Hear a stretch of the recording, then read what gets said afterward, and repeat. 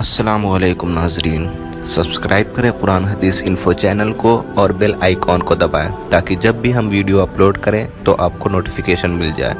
یہ فری ہے، جزاک اللہ۔ وَأَمَّا الْجِدَارُ فَكَانَ لِغُلَامَيْنِ يَتِيمَيْنِ فِي الْمَدِينَةِ وَكَانَ تَحْتَهُ كَنْزٌ لَهُمَا وَكَانَ أَبُوهُمَا صَالِحًا فَأَرَادَ رَبُّكَ أَن يَبْلُغَا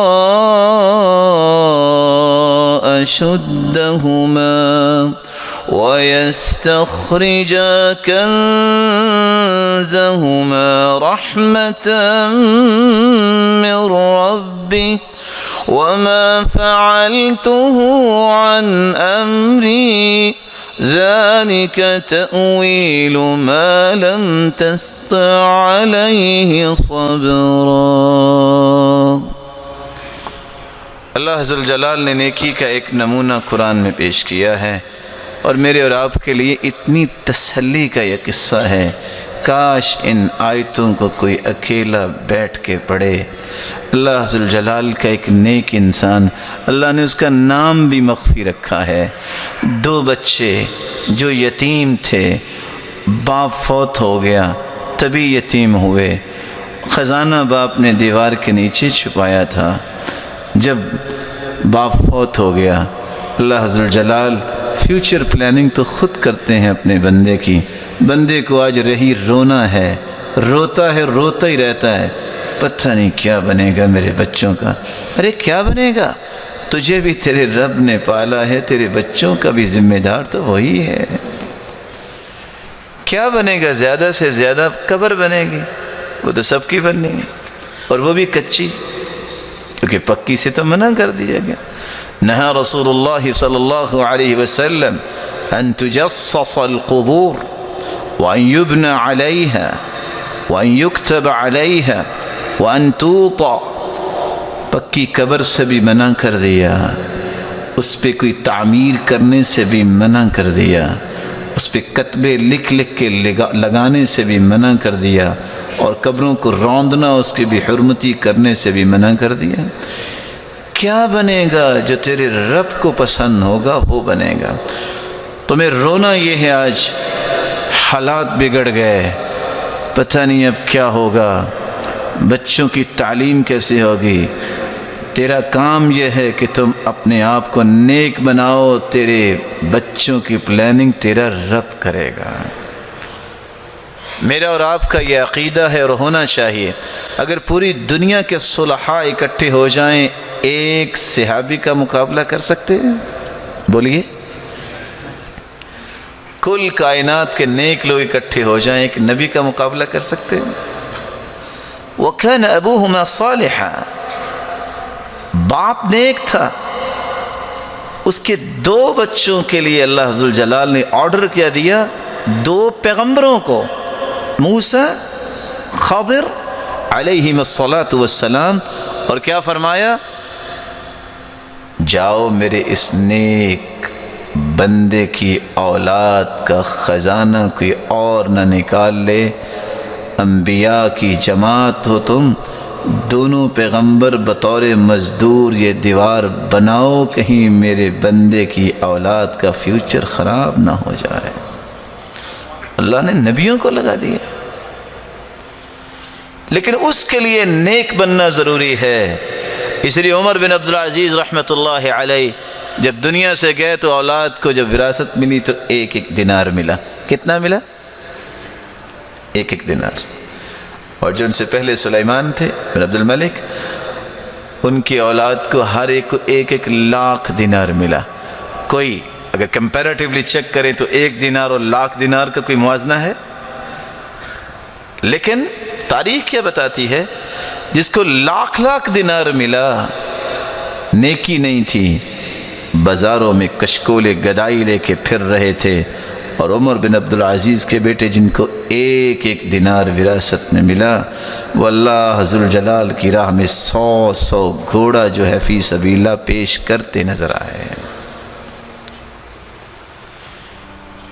اس لیے عبداللہ ابن عباس رضی اللہ تعالی عنہ فرمایا کرتے تھے، ان للحسنہ ضیاء فی الوجہ ونورا فی القلب وسعة فی الرزق وقوة فی البدن ومحبة فی قلوب الخلق۔ نیکی کے اثرات اللہ دنیا میں دکھا دیتے ہیں۔ نیک انسان کے چہرے پہ روشنی، چمک، مسکراہٹ، خوشی، رونق، یہ اس کی نیکی کی وجہ سے ہے۔ اس کے پاس کچھ ہو یا نہ ہو، مسکراتا چہرہ ہے، بلکہ لوگوں کے اندر مسکراہٹیں بکھیرتا پھرتا ہے، نیکی ہے۔ اس کو پریشانی کوئی نہیں، کیوں پریشانی ہو؟ اس کا رب اس کے ساتھ ہے، وہ پریشان کیوں ہو؟ وَنُورًا فِي الْقَلْبِ، اور اس کے دل میں بھی نور ہوتا ہے، روشنی ہوتی ہے، وہ زندگی کو انجوائے کرتا ہے عبادت کے اندر۔ نماز پڑھی خوش ہوتا ہے، الحمدللہ اللہ ذوالجلال نے عبادت کا موقع دے دیا۔ تڑپتا ہے کب میرے ہاتھ میں قرآن آئے، وہ کون سی مبارک گھڑی ہوگی میں قرآن کھول کے بیٹھ جاؤں۔ کتنی سعادت کی وہ گھڑی ہوگی کہ جب میری زبان پہ اللہ کا ذکر جاری ہو جائے، کیونکہ اس کے دل میں روشنی ہے۔ اس لیے روشنی والا دل جو ہے اس کی سوچ بھی روشن ہوتی ہے، اس کی سوچ کتابیں، اس کی زبان بھی روشنی کی باتیں کرتی ہے، اس کا عمل بھی روشن ہوتا ہے۔ وَسَعَةً فِي الرِّزْقِ، اللہ ذوالجلال اس کے رزق میں بھی فراوانی کر دیتے ہیں، تھوڑا ہونے کے باوجود مطمئن۔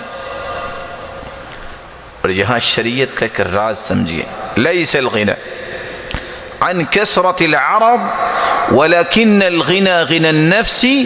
امیر انسان مال سے نہیں ہوتا، امیر دل سے ہوتا ہے۔ تونگری بالدل است نہ بمال است، بزرگی بعقل است نہ بسال است۔ انسان مالدار دل سے بنتا ہے، مال سے نہیں بنتا۔ کتنے لوگوں کے پاس مال ہوتا ہے وہ اپنے اوپر بھی خرچ نہیں کرتے، یہ زندگی نہیں شرمندگی ہے۔ لاکھوں کروڑوں چھوڑ کے دنیا میں چلے جائیں گے، نہ اپنے اوپر خرچ کیا، نہ دین پہ خرچ کیا، نہ ضرورت مند پہ خرچ کیا، اور نتیجہ کیا نکلا؟ نہ اپنے ہی کام آیا نہ کسی اور کے کام آیا۔ کاش کوئی مال کی دو مصیبتیں سمجھ لے تو کبھی محبت نہ کرے۔ پہلی مصیبت، جتنا بھی امیر بن جائے، ایک ریال بھی ساتھ لے جانے کے لیے کوئی موقع نہیں دیتا۔ عقل مند سے عقل مند خیاط درزی سے کہہ دیں کہ چلو دو نہیں تو ایک ہی جیب لگا دیں کہ کچھ تو ساتھ لے جاؤں، نہیں لگائے گا۔ یہ پہلی مصیبت، جوڑ جوڑ کے تھک گیا، ایک بھی ریال ایک بھی روپیہ ساتھ نہیں لے کے جاتا۔ اور دوسری مصیبت، لے وارث ہی جاتے ہیں لیکن حساب سارا اس کو ہی دینا پڑے گا۔ کہاں سے آیا تھا یہ مال؟ کہاں سے کمایا تھا؟ اللہ ذوالجلال دے لیکن حلال کا دے، واسع دے، جس مال سے اللہ کی قربت ملے۔ نعم المال الصالح للرجل الصالح، نیک انسان ہو تو پھر مال مصیبت نہیں۔ انسان نیک نہ ہو، مال ہو تو یہ انسان اس کو ہلاکت کی طرف ہی لے جاتا ہے۔ عبداللہ ابن عباس رضی اللہ تعالیٰ عنہ فرماتے ہیں، وَقُوَّةً فِي الْبَدَنِ، اللہ ذوالجلال اس کے جسم میں طاقت دے دیتے ہیں۔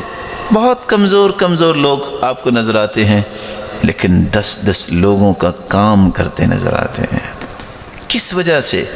رب تعالیٰ نے ان کو ایسی طاقت سے، توفیق سے نوازا ہے کہ ان کی صلاحیتوں میں برکت ڈال دی ہے۔ عبداللہ ابن مسعود رضی اللہ تعالی عنہ، جن کا نام آپ نے سنا ہوگا، یہ وہ صحابی ہیں جو بہت ہی باریک پنڈیوں والے تھے۔ اپنے استاد کے لیے مسواک اتارنے کے لیے درخت پہ چڑھتے ہیں، فجاءت الریح، ہوا آئی تو ان کی ٹانگیں کانپنے لگ گئی، باریک پنڈلیاں۔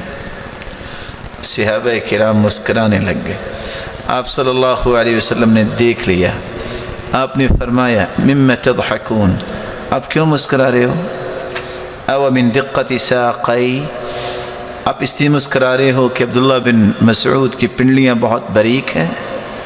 والذی نفسی بیدی، اس ذات کی قسم جس کے ہاتھ میں میری جان ہے، انہما اثقل فی المیزان من جبل احد، اللہ کی قسم جب ان پنڈلیوں کا وزن کیا جائے گا قیامت کے دن تو یہ احد پہاڑ سے بھی وزنی ثابت ہوں گے۔